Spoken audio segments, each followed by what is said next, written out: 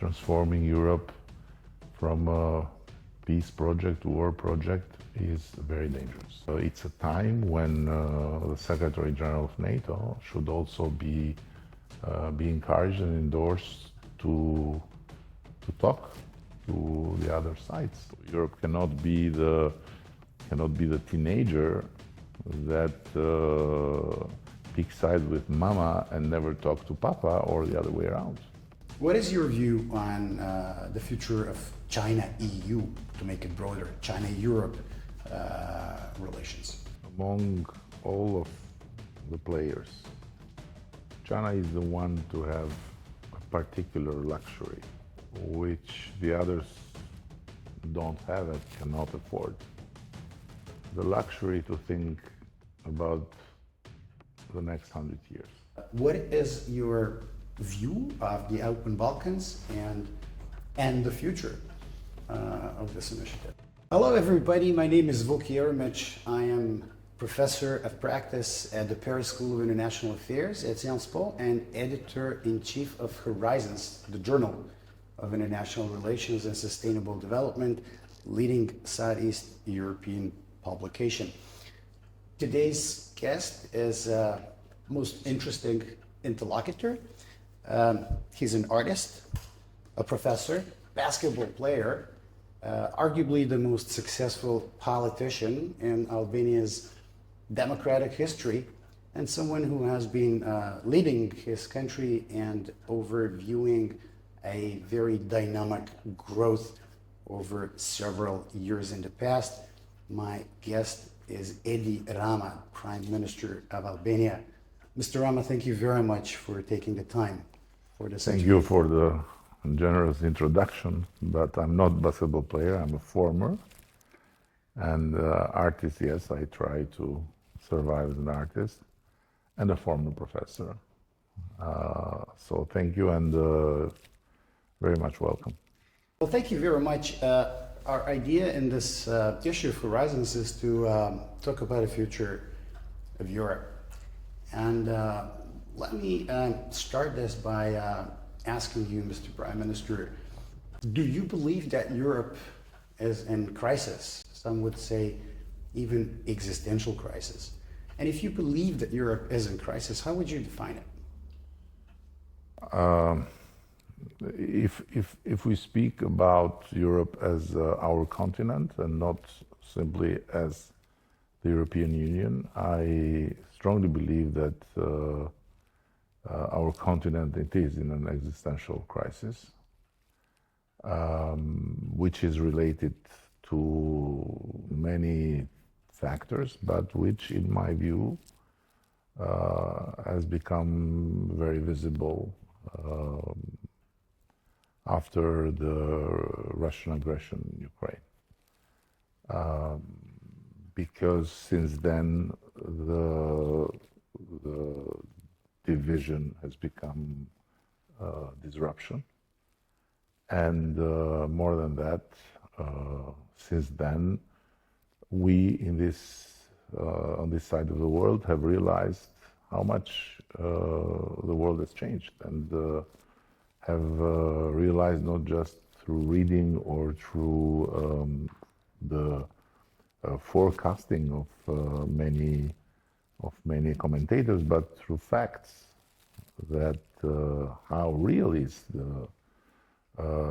the new world with so different emerging powers, and how differently so many other actors in the world scene think from us.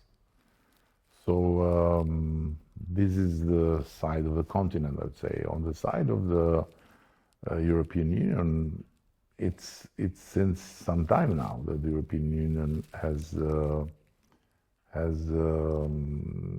been, I would say, sleepwalking by continuing to treat the future as routine, and by continuing to do business as usual while things were radically changing. So we are in a very interesting moment, and as it is a crisis, it is also, I believe, a very big opportunity. Well, you're saying that like it was the Russian action in Ukraine that kind of woke everybody up, but the dynamic changes that you were describing in the whole world were taking place basically regardless of even before. Of course. So what do you think that European leaders or European institutions were kind of aloof or dormant with regard to those changes? I would say that it's not just Europe in a way, but it's also the American side of the story that has contributed to this attitude based on self-referential thinking. The so-called moral compass and the so-called moral supremacy and the so-called system of undisputable values has made, I believe, its own impact, and has somehow relativized to a point that all what was happening was seen like not so relevant. I don't know. It's really incredible, but it is like that, I believe. And somehow, I don't know if you agree, but my sense was that it was even a kind of surprise that when the so-called collective West went out to reach out to others, looking for a very broad alliance of countries to condemn Russian aggression, was very difficult, and somehow it didn't work. In a way, it was very obviously anticipated, exactly. So all this has happened in exactly the ways we have seen in history when periods of decline have been, treated like periods of stability. Mm-hmm. Well, it's very fascinating because you recently hosted the European Political Community Summit here in Tirana, and what's your impression? What did you learn from that experience, seeing all the European leaders, and what did this tell you about Europe's capacity for future cohesion, and if you believe that the European political community is something that has a great future? Are you optimistic in this regard, or some people say, well, from time to time France comes up with these grand ideas like the Mediterranean Union, and then after a few years it just fades away? Listen, the European political community is in my eyes, a fascinating idea. Of course, it is an idea that has been promoted time after time by French presidents. Mitterrand had a similar idea. Sarkozy had a similar idea. Macron came out with this European political community that in the beginning encountered some soft hostility by the Germans because it was seen like an alternative to the enlargement. Of course, France is not the most enthusiastic about enlargement, and we know that. But the European political community, I believe it's more than that. And if you go back in its roots, it's much older, and in the same time is so visionary and is so shocking when you see to it with the eyes of the actuality. When Abbé de Saint-Pierre put it in written and predicted this way of finding perpetual peace by creating a federation of countries that would include Russia and would include also what at that time was an important part of the Ottoman Empire. And when you then go ahead in history from that moment to now, and you see how much controversial have been both the issues of Russia and of Turkey, you realize that at the end there has been some difficulties to overcome the Cold War and to overcome the religious cultural impediments. But at the same time, you also realize that although we might have all the reasons to despise the way Russia is handled, Russia is not going to go anywhere. And on the other hand, you realize also that Turkey cannot be cut out just like that.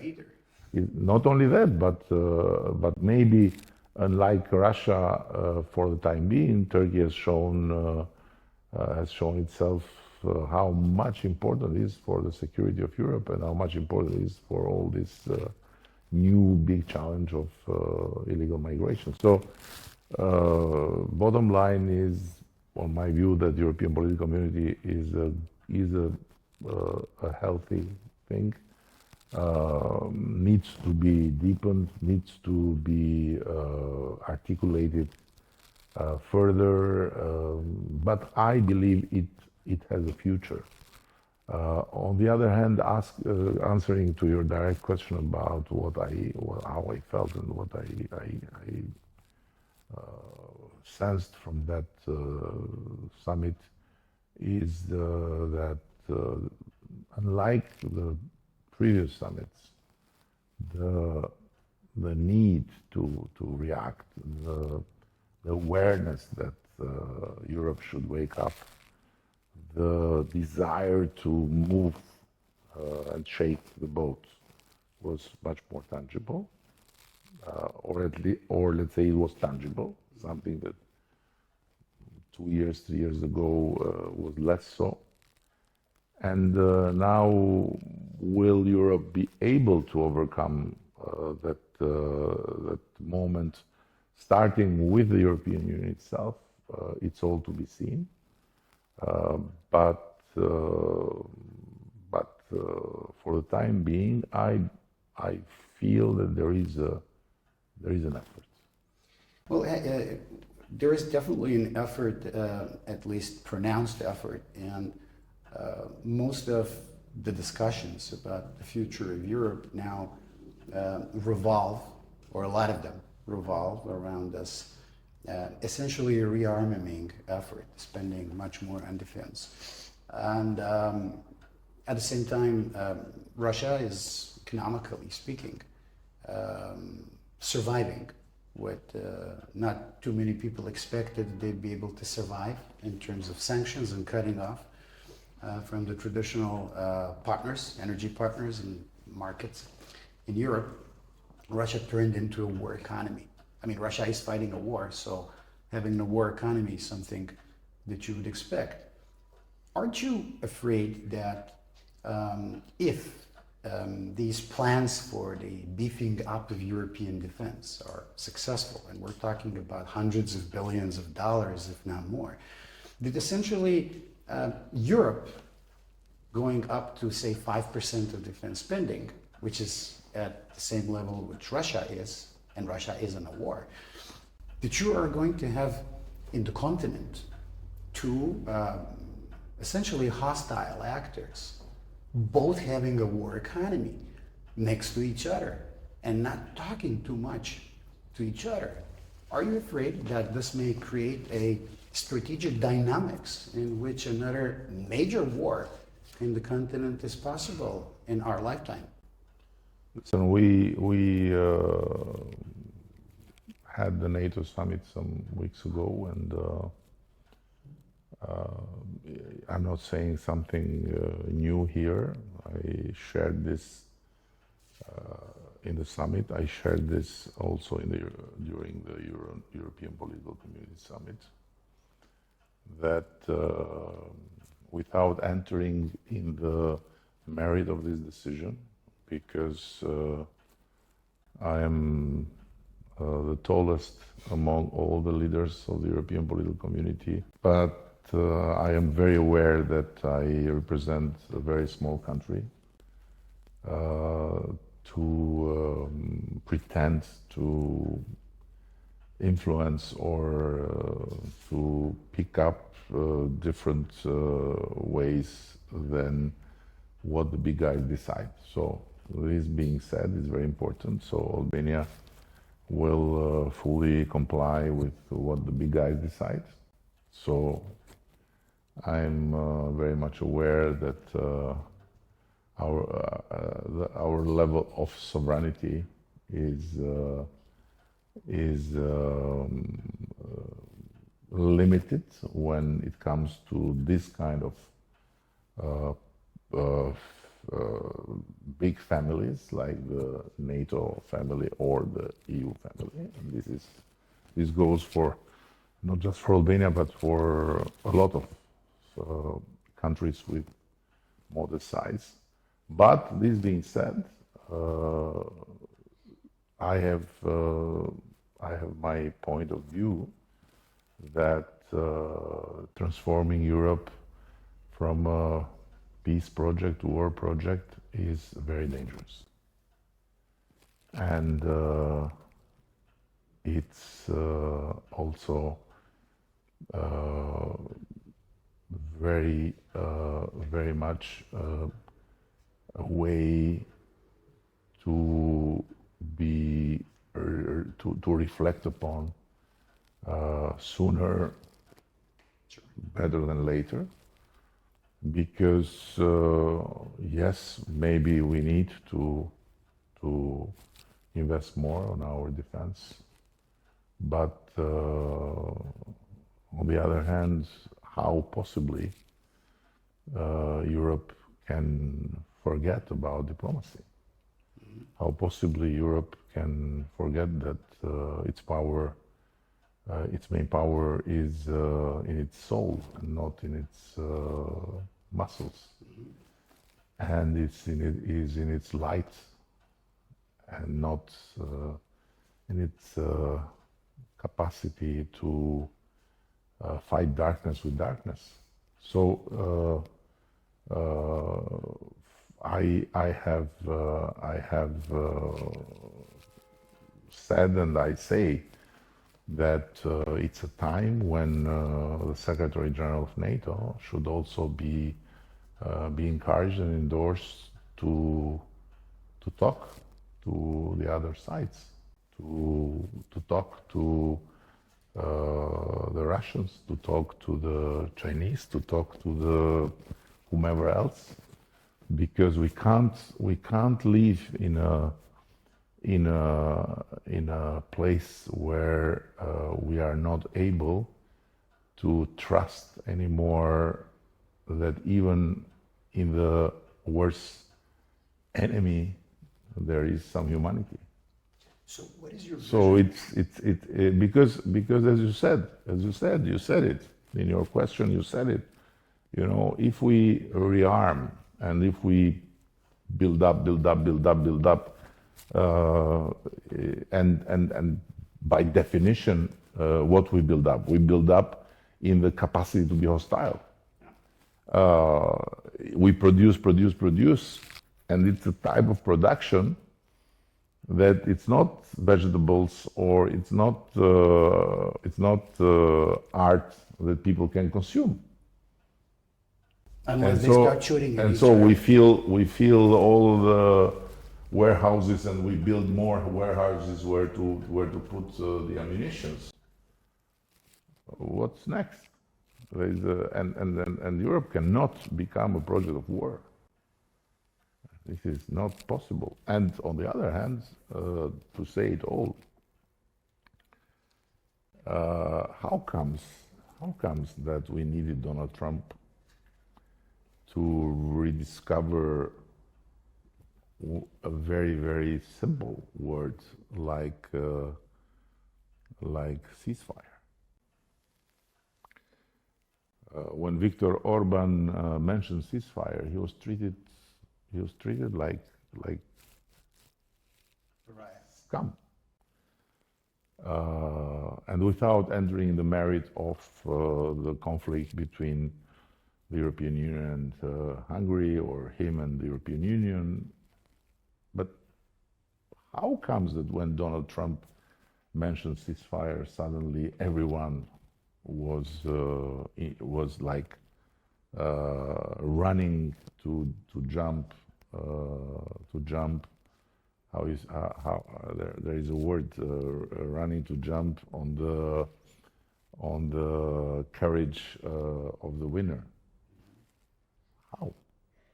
Why we needed Donald Trump to talk to Putin? And what does it mean? Because maybe I'm wrong. For sure I'm wrong, because I'm not someone that pretend to know history very well. But I don't know another war with no back channel at all, like this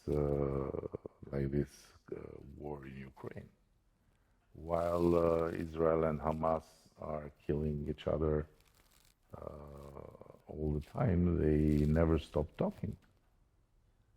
They never stopped going back and forth to Doha to talk. How comes that nobody talked to the Russians and with the Russians for so long time, except Erdogan and Turkey?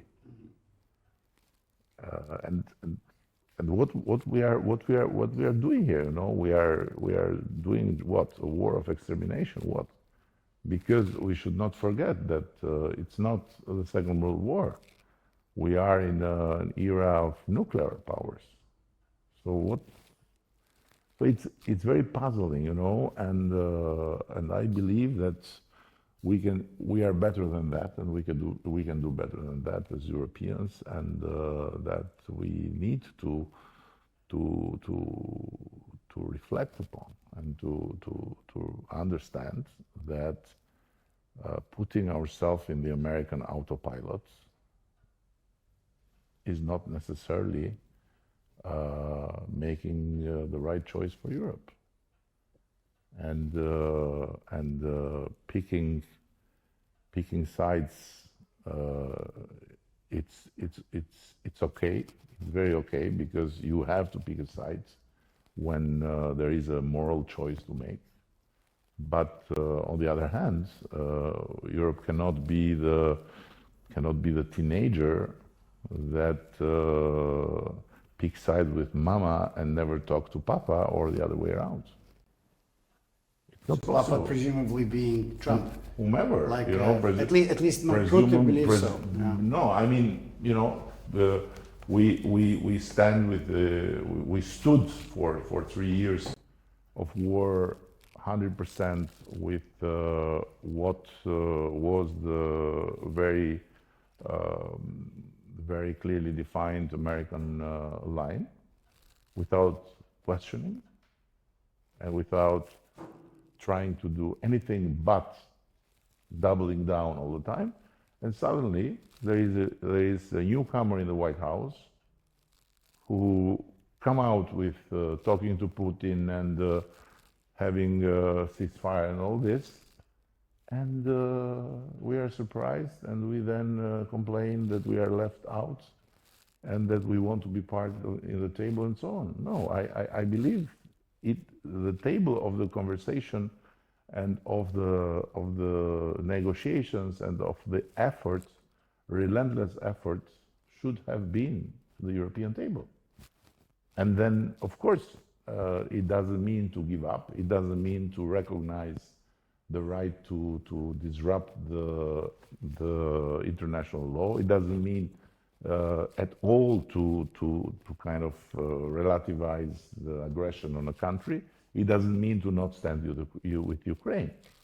But it means to always give peace a chance, as John Lennon would say, no? That's Was great John what Lennon you or said. who was that? I don't know. Well, yeah, but I know what you mean. But now you mentioned Trump and how sudden the change from America came about with the change of administration.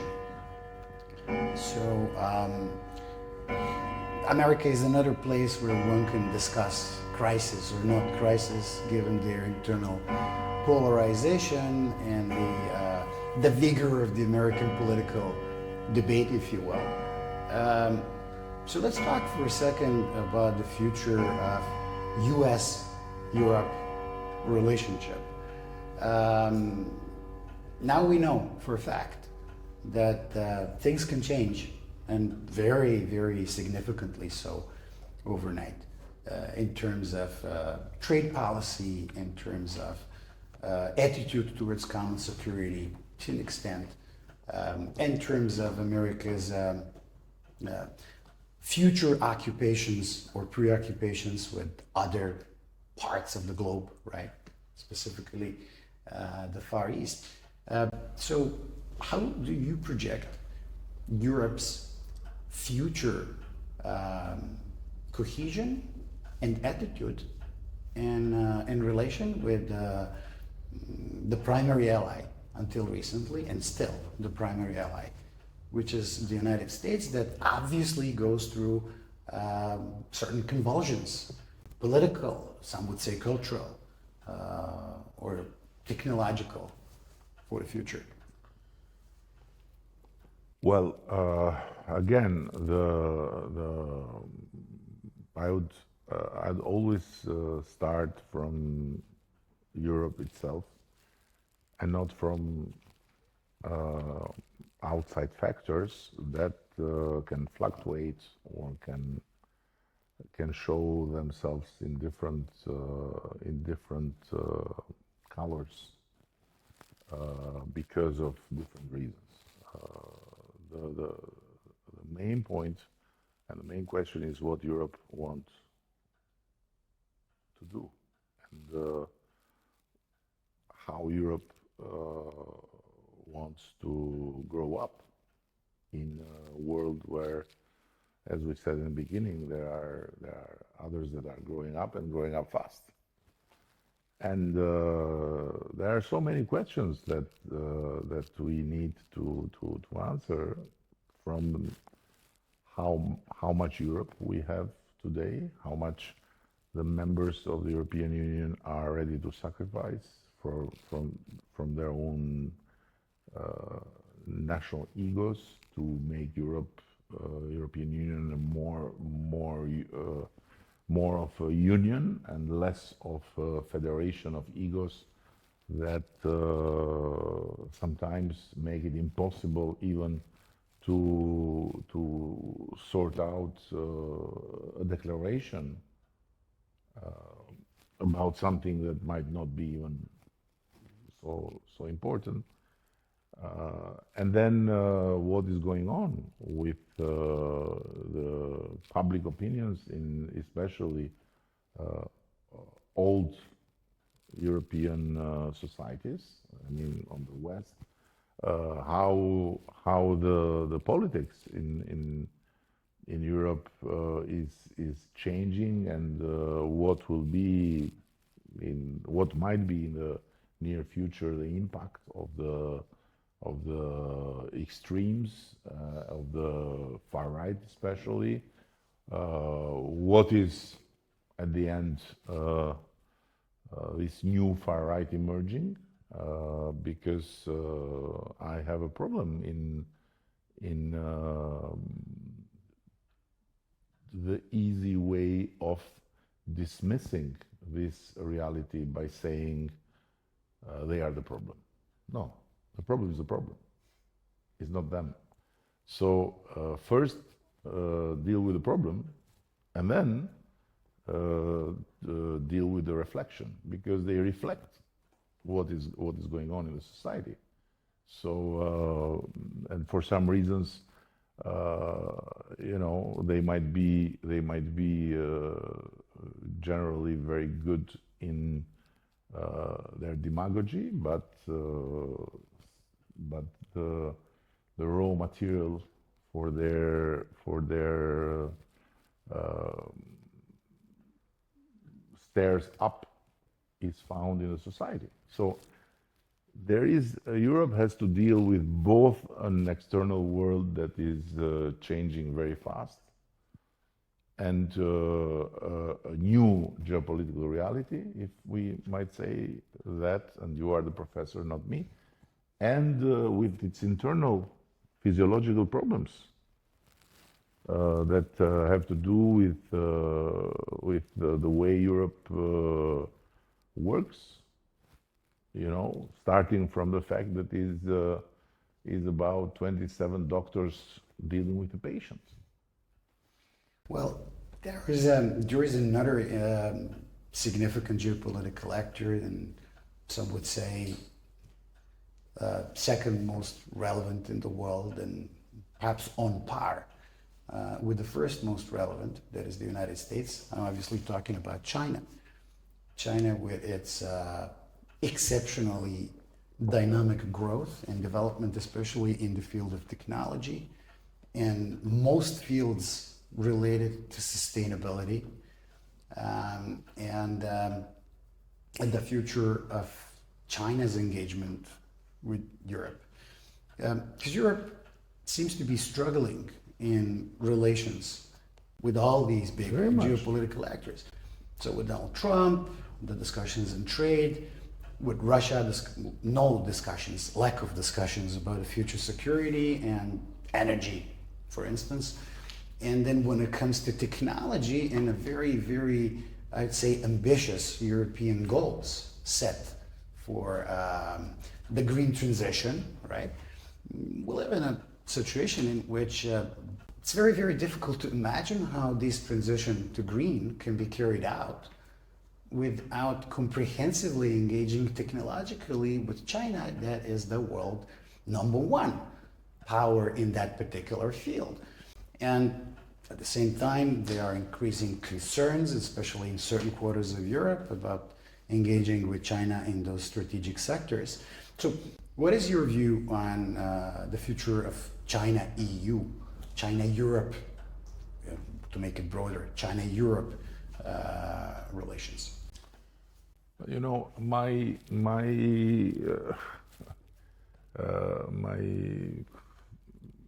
understanding is that among all of the players, China is the one to have a particular luxury, which the others don't have and cannot afford.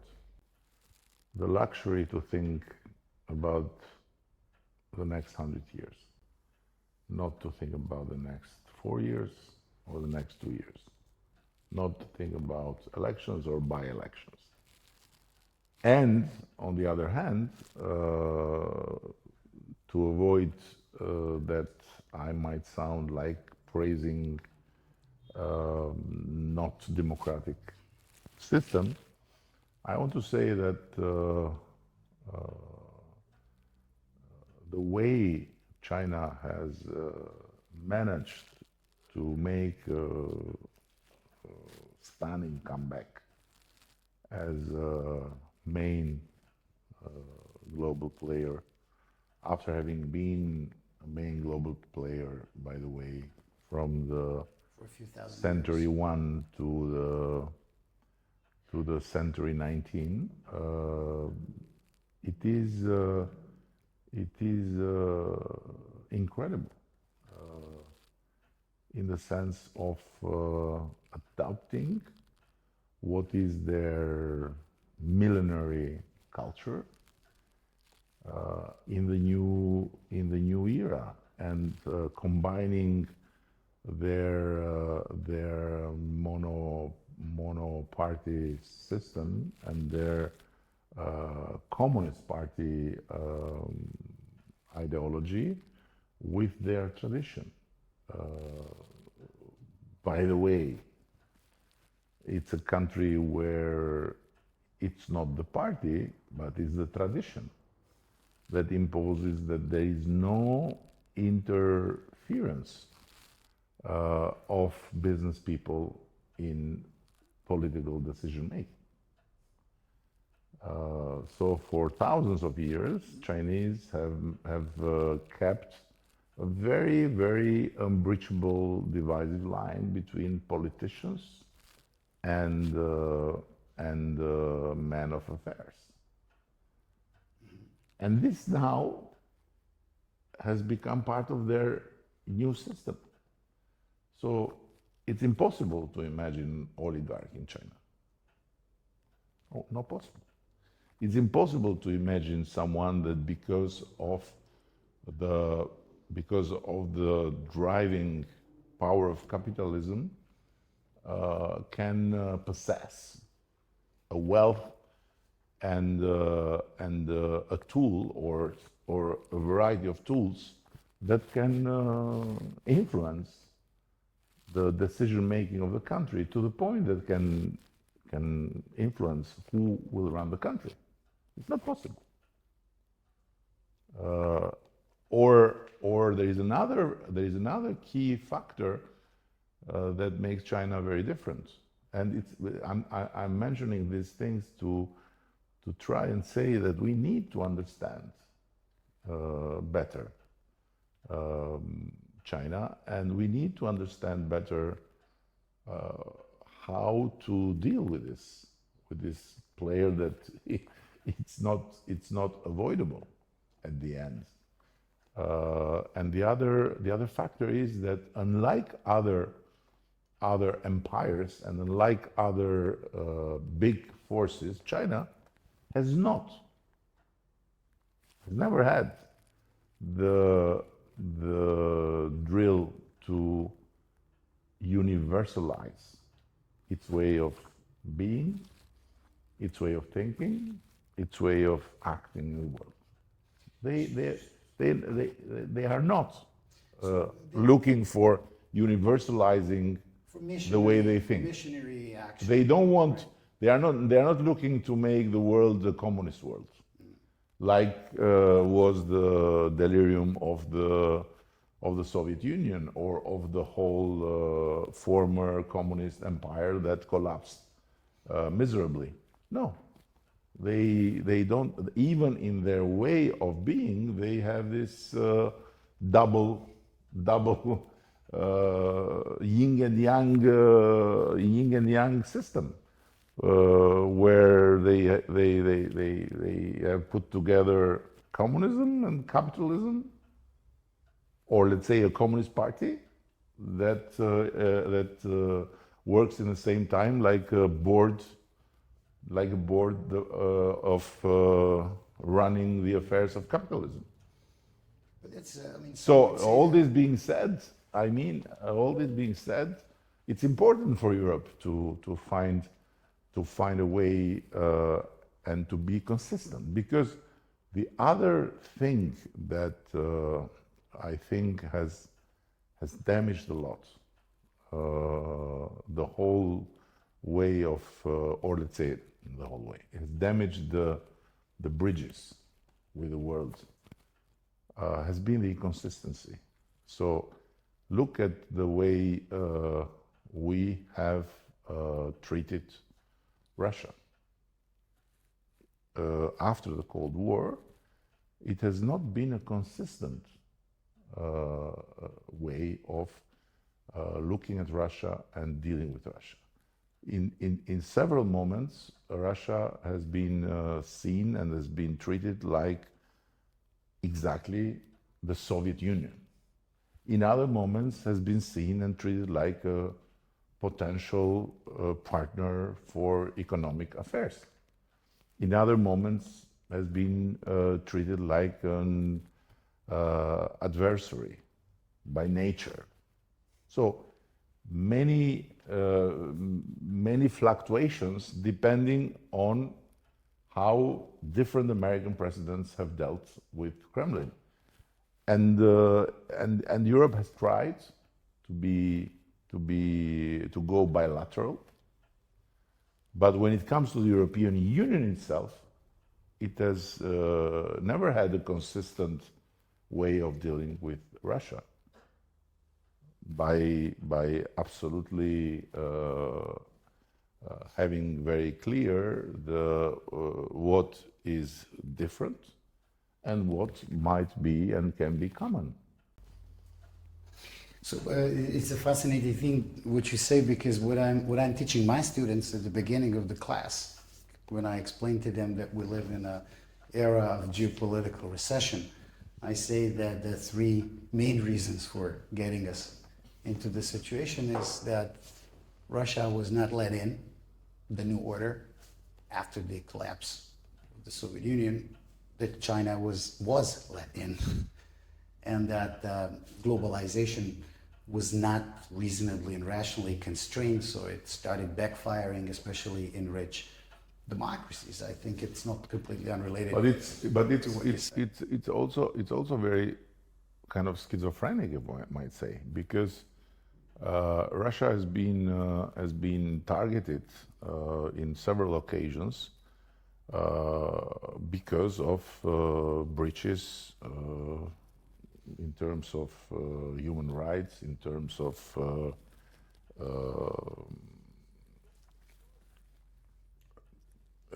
neglect or undermining or total squeezing of the values and the principles of our worlds. But when it comes to exactly the same things, I don't think China was ahead of Russia. No, probably not. Probably. One can also talk about places in the Middle East where things are not much better, and probably right? much behind, no? Yeah. So also this, I believe, has been, to say it euphemistically, not perceived well in Russia, and there is one thing that has been, at least from my limited knowledge of the history of Russia, has been the continuum in Russia's history. They always looked west, always. For Russia and the Russian czars and whomever was leading that part of the world has always tried to look west, to learn from the West, to bring from technologies to goods to customs, even the customs of the royal house.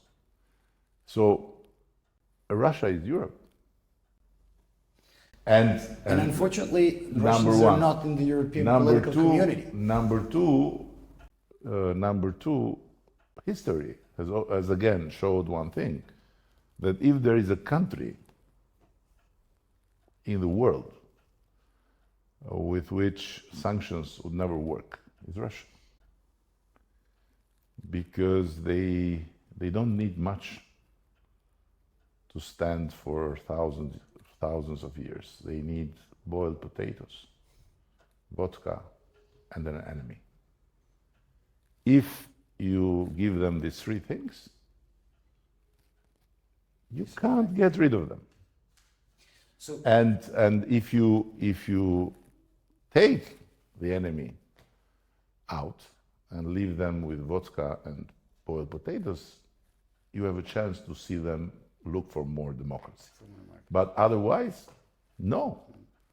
It's enough an enemy for them to rally around the flag and to rally around whomever is in Kremlin. So how we didn't learn this? And And the last thing history, again, not me, history has shown is that with the Russians you can always find a solution if you are able to leave them a way out. When they don't see a way out, there is no, and there is the new element that we mentioned before, and they are nuclear power. So it's and how comes that nuclear power in a much more closed world, in a much more tense world, when the United States and the West were just, with an iron curtain in the middle, long talks and long efforts have been made to reduce weapons of mass destruction, to reduce this, to reduce that, to go towards a more peaceful world. And now we are like sleepwalking in a new world where we increase and we increase and we increase. So let me ask you something very hypothetical, and I'm a professor. That's why I'm asking these questions. You must have heard Mr. Putin saying in one of his interviews that back in the days he spoke with Clinton and he asked him, would it be acceptable to the United States that Russia joins NATO? And that essentially the American answer was no. I know it's highly hypothetical under the current circumstances, and blood is being spilled and all that.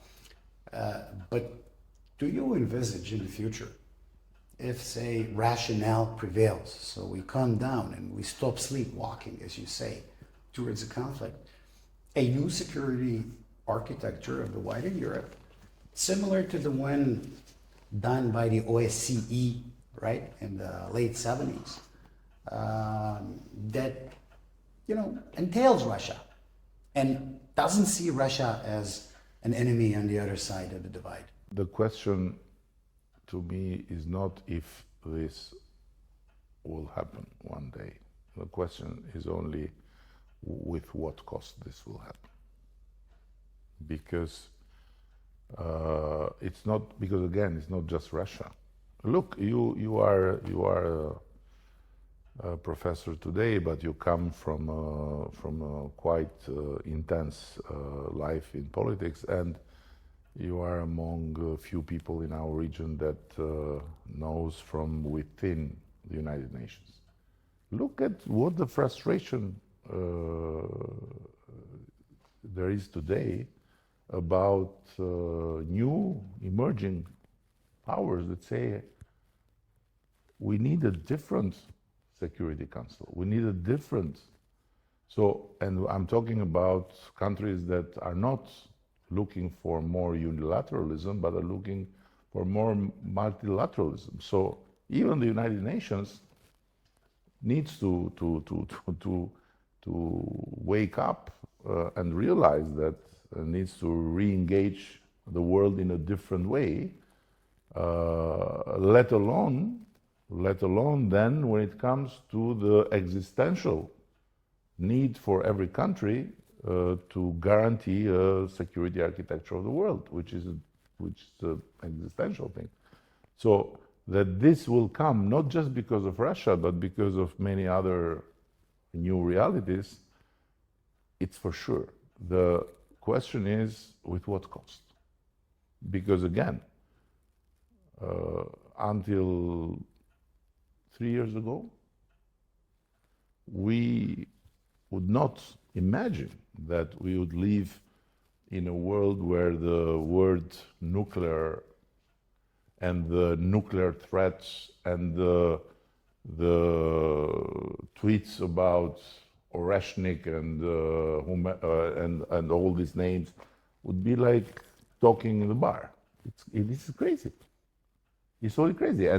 And what it needs to explode, it needs just one step more, one crazy move, one crazy person, and It doesn't seem that there is a shortage. Let alone even artificial intelligence. It doesn't and how seem you that. can complicate all that. But there are but we can talk as much as we want, and we can wish as much as we want that climate change is not as much of a threat as it really is, while we are seeing every summer how this is advancing, and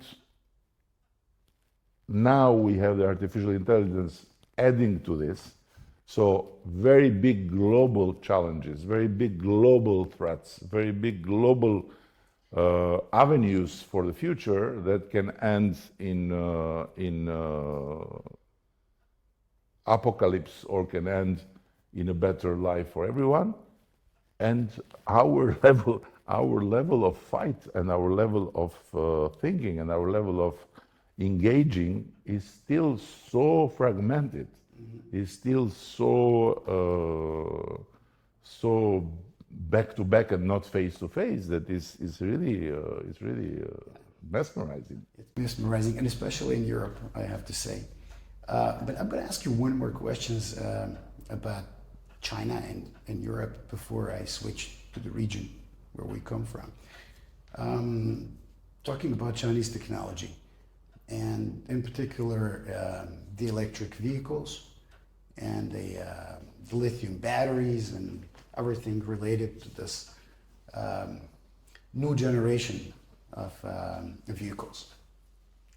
If you were in a room with your colleague, Mr. Merz, the Chancellor of Germany, and a bunch of executives of German car industry, the BMW, the Volkswagen, and the topic is what to do with China's vehicles. No other topic, but just like, what on earth are we going to do? These guys seem to be better and cheaper when it comes to electric vehicles. What would you give them as an advice?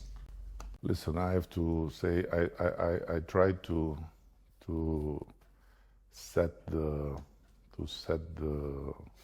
tone in the beginning when I told you that I can talk because I have my opinions, but I never forget that I am the Prime Minister of a very small country, and the best part of being Prime Minister of Albania among the big guys is that you are one of them, you are equally sitting in a table with them, you can say whatever you think, but you are not cursed to make their decisions. So, and you have also a very easy exit, because if in that tables in those tables decisions are good, you have participated in making a good decision. But if they are bad, you can say, it wasn't me. What could I do? What could I do? So it's not for me to find out what Germany should decide about its industry. But there is one thing that it's, again, in my very free flow of opinions, the real level of the climate change threat, which, again, I humbly believe cannot be tackled even with electric cars. Because at the end of the day, there are only two things that cool our planet. Trees and water. All the rest has its own part in warming it, and can have its own part in making it less warm. And so when you see that in parallel with all the efforts that countries in a very disorderly way, by the way, are doing to fight climate change. And in the meantime, the level of deforestation, the battle is lost. So Chinese electric cars cannot save the planet. Because I heard the report that Secretary General Gutierrez made in the last COP. And one line among others was, today we have more to deal with in terms of negative than in the last COP. So the question is how we can engage the humanity against deforestation and for forestation, and how we can make trees become as valuable as other goods in circumstances when there is a shortage. How comes that while all the other goods become more expensive when there is a crisis or there's a war or there is a shortage, trees, although there is a more and more a shortage, are the only good that doesn't change in price. And how can we engage the humanity in planting more trees and cutting less trees and protecting more the trees? And this can happen only if we succeed in creating a system where trees have a real value. And this is another discussion for people that know more than me. But what I always remember more and more in these times, as a reader of holy books, is that phrase that to me had a different sense before and now has a different sense, looks like a prophecy in the Quran, where the prophet says, even if you are in front of the end of the world and you have one thing more to do, plant a tree. It looks to me like a prophecy, like a call for this time of ours to plant the tree, to plant trees before the end of the world. So obviously markets are not enough in order to regulate this thing. There'll have to be a policy. Maybe there is a way. Maybe there is a way to think that trees, with trees, can be created a new market of digital currency connected to trees as an asset. That is a very, very interesting idea. And maybe this is an idea that can emanate out of the Balkans in order to enrich the European and the global discourse. But at this stage, I'd like to ask you... Listen, in the Balkans, we have made enough experiments trying to be the role model to change the world. So we better just change ourselves as much as we can, which is the most difficult thing to do. I know. Instead of trying to change the world. Like very competitive in this regard, of what you mentioned throughout history. But I'm going to ask you about your regional cooperation and priorities for Albania. When it comes to the security, you have exceptionally close relations with certain regional countries. And then when it comes to economic cooperation, there seems to be a different logic, and the Open Balkans has been one of those minilateral, if you will, initiatives in which Albania, Northern Macedonia, and Serbia have worked closely together to create a common labor market, to simplify certain cross-border procedures when it comes to education, and so on and so forth. So you were one of the founders of the Open Balkans, yet a couple of years ago you said that it has fulfilled its mandate and that the region should turn to different cooperative mechanisms and Berlin process and so on and so forth. So at this stage, 2025, everything is happening in Europe that you and I have been talking about for almost an hour. And what is your view of the Open Balkans and the future of this initiative? Listen, first of all, the Open Balkans were created out of a frustration that the whole process of increasing economic cooperation, bringing down non-tariff barriers, having more trade and less obstacles to the movements of goods and people and services was all the time blocked by that principle of consensus. So it was enough that one country was not okay with something, and under the CEFTA, and nothing would happen. So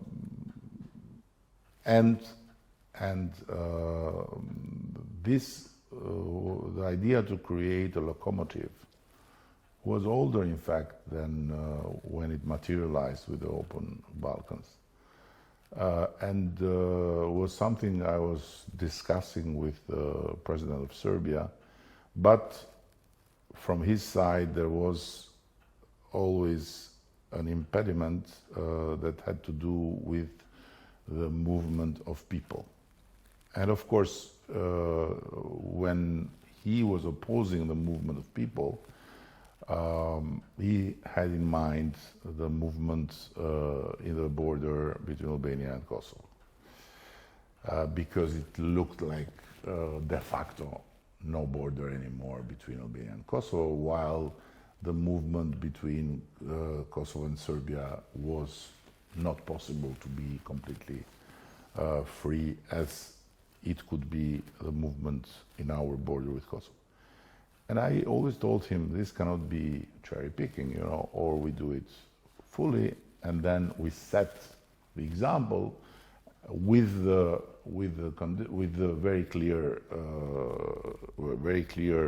line that who wants to join joins, and nobody is obliged to take everything. Who wants to do everything does everything. Who wants to do some of the things does some of the things.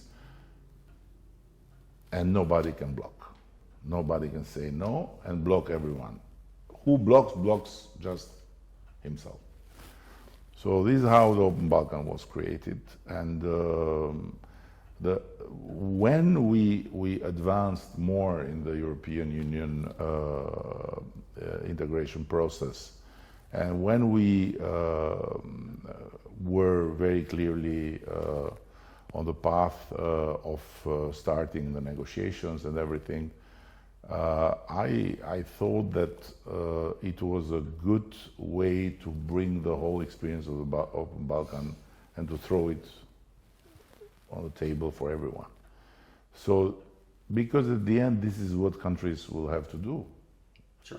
It will have to do with, and that's why, and I think that Open Balkan also served to have in this new growth plan the conditionality to get support also by showing good behavior with the neighbors. And do you believe, Mr. Prime Minister, that Albania is going to join the European Union as a fully fledged member? I do. In this moment, I do. I do because there is a totally different way of the European Union in looking at the enlargement to the Western Balkans. They always said that the future of the Western Balkans is in the EU, but they were very slow and practically they always left it for the future without doing anything to do it now. But since the aggression in Ukraine, it became much more. Like there was a new government of Germany just recently formed, and if I'm not mistaken, the coalition agreement of the ruling coalition says that there can be no new members in the European Union before the institutional reform of the European Union is carried out, so that there are no more, for instance, national vetoes for small countries. And although a small country can be led by somebody who, like you, says very explicitly, I know my place and I know where to engage and where not to engage.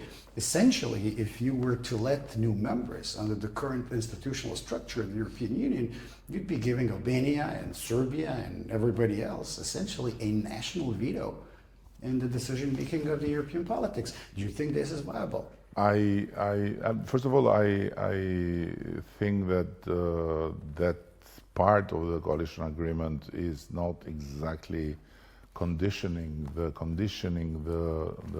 new members by fully reforming Europe.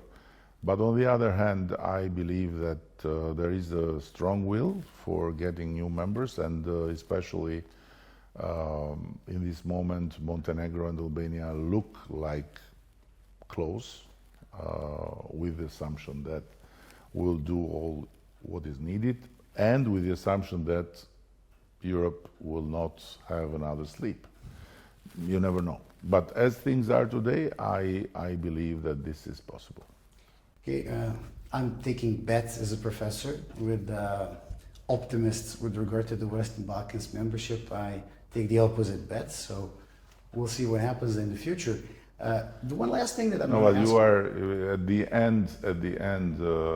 We are both man of the world, but at the end, you are the Serb and I'm the Albanian here. So you are by definition the pessimistic here in this duo. So I would be completely a surprise if you not take the negative side of the bet. No, not possible. I'm a professor, but I'm still a Serb. That is Serb. Once a Serb, always a Serb. You know. Well, and then I have to ask you about this particular question related to the change of borders. You know, Serbia's position when it comes to Serbia's borders, Serbia's constitution, and its description of Kosovo as an integral part of Serbia. And if there is an explicit demand, like a legally binding demand as a part of your accession process, let's say that you're right and that you are entering and you are about to enter, to accede to the European Union, but there's this additional requirement that there has to be a legally binding agreement that Albania is not going to join the adjacent territories where there is an Albanian majority population elsewhere in the region. Would that be an acceptable condition for the EU accession for Albania? Meaning that Albania will pledge not to change its current borders. Absolutely. In order to join the European Union. Absolutely. To join or not join, this is not an option for us to change borders. It is a somehow very unique reality to have two basically Albanian states, in the sense that Kosovo has a very large majority of Albanians, although it is multi-ethnic in its constitution and so on. So this makes the temptation very, very strong. But on the other hand, we live in the 21st century. We want to be part of the European Union. And I believe that once every one of us is in the European Union, then the borders do not matter. And being from this region, more states and more governments and more MPs and more directors of agencies we have, better it is. Because if we become all one, then we would like to split and to make secessions, no?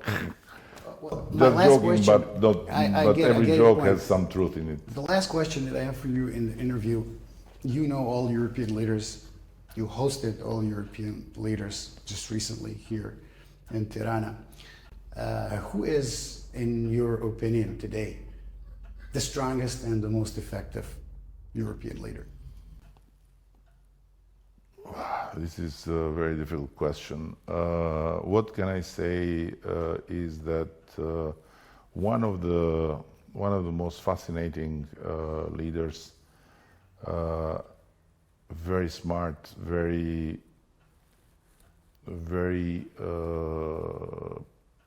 how to say, like a kind of tailor, capable to make coalitions, capable to look at the broader picture, and capable to survive every kind of debate, every kind of conflict with a big smile, is Mark Rutte. And I have a big respect for him, and I learned from him a lot because we had fights due to the very, very heavy stance of Netherlands vis-à-vis Albania in a moment of, or in a long moment of our process of integration, when Netherlands was vetoing our process more than once, while the Commission was proposing to start negotiations. Netherlands was the one saying no and no and no,